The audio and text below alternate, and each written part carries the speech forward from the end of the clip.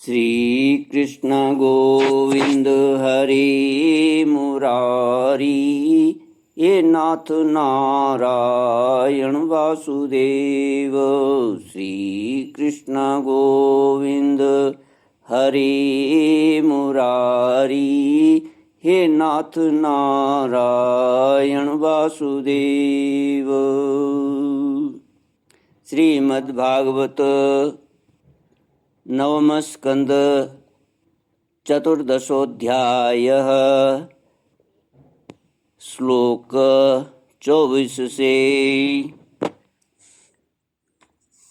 तया स पुरुषेष्ठो रमयन्त्या यथार्हतः, रेमे सुरविहारेषु कामं चैत्ररथादिषु। रमामाणस्तया देव्या पद्मकिञ्जल्कगन्धया, तन्मुखामोदमुषितो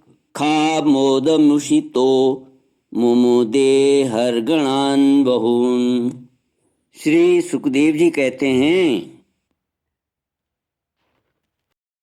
तब उर्वशी काम शास्त्रों उक्त पद्धति से पुरुष श्रेष्ठ पुरुरवा के साथ विहार करने लगी। वे भी देवताओं के विहार स्थली चैत्र रथ नंदनवन आदि में उसके साथ स्वच्छंद विहार करने लगी। देवी उर्वशी के शरीर से कमल केसर की सी सुगंध निकला करती थी। उसके साथ राजा पुरुरवा ने बहुत वर्षों तक आनंद विहार किया। वे उसके मुख की सुरभि से अपने शुद्ध बुद्ध खो बैठते थे। इधर जब इंद्र ने उर्वशी को नहीं देखा, तब उन्होंने गंधर्वों को उसे लाने के लिए भेजा और कहा, उर्वशी के बिना मुझे यह स्वर्ग फीका जान पड़ता है। वे गंधर्व आधी रात के समय घोर अंधकार में वहां गए और उर्वशी के दोनों भेड़ों को, जिन्हें उसने राजा के पास धरोहर रखा था, चुरा कर चलते बने। उर्वशी ने जब गंधर्वों के द्वारा ले जाते हुए अपने पुत्र के समान प्यारे भेड़ों की बें सुनी, तब वह कह उठी कि अरे, इस कायर को अपना स्वामी बनाकर मैं तो मारी गई। यह नपुंसक अपने को तो बड़ा वीर मानता है, यह मेरे भेड़ों को भी न बचा सका। इसी पर विश्वास करने के कारण लुटेरों ने मेरे बच्चों को लूट कर लिए जा रहे हैं। मैं तो मर गई। देखो तो सही, यह दिन में तो मर्द बनता है और रात में स्त्रियों की तरह डरकर सोया रहता है। परीक्षित, जैसे कोई हाथी को अंकुश से बेध डाले, वैसे ही उर्वशी ने अपने वचन बाणों से राजा को बींध दिया।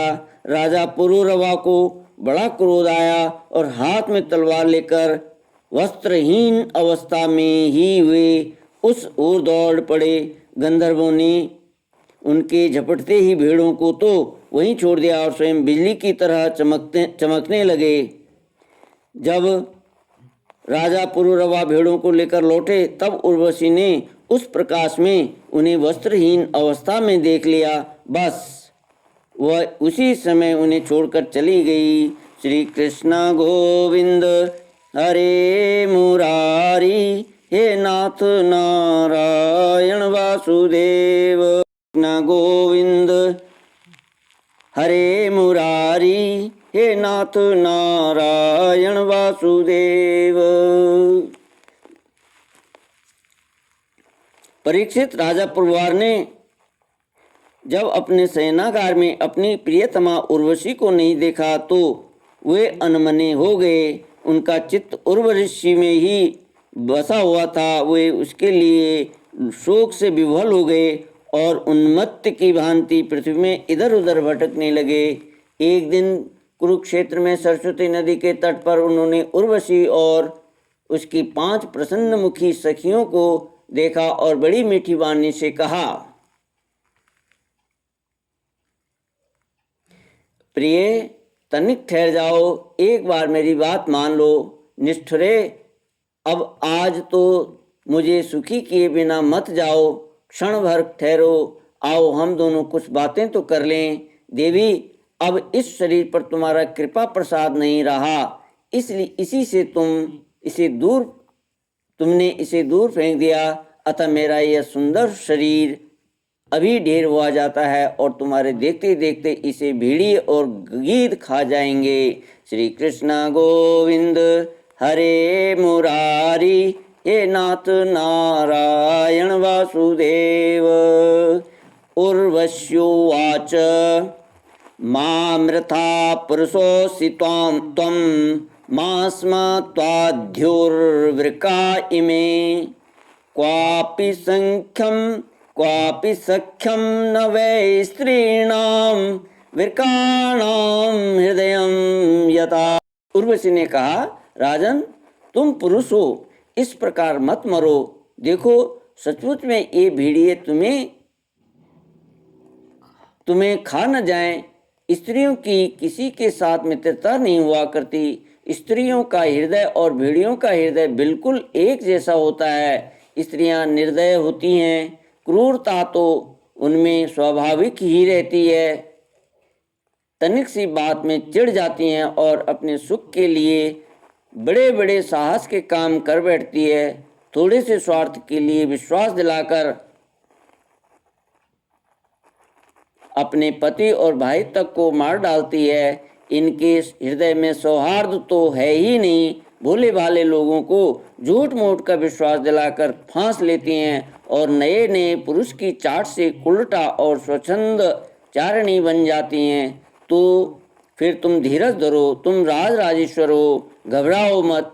प्रति 1 वर्ष के बाद 1 रात का तुम मेरे साथ रहोगे, तब तुम्हारे और भी संतानें होंगी। श्री कृष्ण गोविंद हरे मुरारी, हे नाथ नारायण वासुदेव।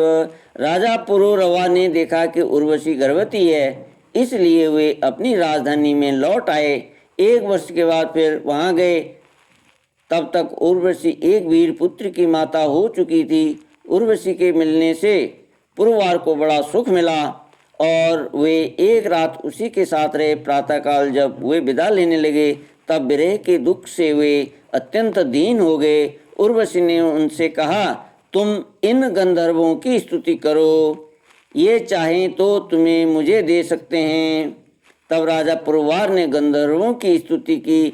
परीक्षित, राजा पुरूरवा की स्तुति से प्रसन्न होकर गंधर्वों ने उन्हें एक अग्नि स्थापन करने का पात्र दी। राजा ने समझा यही उर्वशी है, इसलिए उसको हृदय से लगाकर वे एक वन से दूसरे वन में घूमते रहे। जब उन्हें होश हुआ तो वे स्थाली को वन में छोड़कर अपने महल में लौट आए एवं रात के समय उर्वशी का ध्यान करते रहे। इस प्रकार जब त्रेता युग का आरंभ हुआ, तब उनके शरीर में तीनों वेद प्रकट हुए। फिर वे उस स्थान पर गए जहां उन्होंने वह अग्निस्थाली छोड़ी थी। अब उस स्थान पर शमी वृक्ष के गर्भ में एक पीपल का वृक्ष उग आया था। उसे देखकर उन्होंने उससे 2 अरणियां मंथन काष्ठ बनाई। फिर उन्होंने उर्वशी लोक की कामना से नीचे की अरणी को उर्वशी और ऊपर की अरणी को पुरूरवा और बीच के काष्ठ को पुत्र रूप से चिंतन करते हुए अग्नि प्रज्वलित करने वाले मंत्रों से मंथन किया। उनके मंथन से जात वेदा नाम का अग्नि प्रकट हुआ। राजा पुरूरवा ने अग्नि देवता को त्रयी विद्या के द्वारा आहवनीय गारह, पत्य और दक्षिणाग्नि इन 3 भागों में विभक्त करके पुत्र रूप से स्वीकार कर लिया। फिर उर्वशी लोक की इच्छा से पुरूरवा ने उन तीनों अग्नियों द्वारा सर्ववेद स्वरूप इंद्रियातीत यज्ञपति भगवान श्री हरि का भजन किया। परीक्षित, त्रेता के पूर्व सतयुग में एकमात्र प्रणव ओंकार ही वेद था। सारे वेद शास्त्र उसी के अंतर्भूत थे। देवता थे एकमात्र नारायण और कोई न था। अग्नि भी तीन नहीं केवल एक ही था और वर्ण भी केवल एक हंस ही था। परीक्षित, त्रेता के आरंभ में पुरुरवा से ही वेदत्रयी और अग्नित्रयी का आविर्भाव हुआ। राजा पुरुरवा ने अग्नि को संतान रूप से स्वीकार करके गंधर्व लोक की प्राप्ति की। श्री कृष्ण गोविंद हरे मुरारी, हे नाथ नारायण वासुदेव। इति श्रीमद्भागवते महापुराणे पारमहंस्यां संहितायां नवमस्कन्धे एलोपाख्याने चतुर्दशोऽध्यायः। श्रीकृष्ण गोविंद हरे मुरारी, हे नाथ नारायण वासुदेव। ओम न तत्र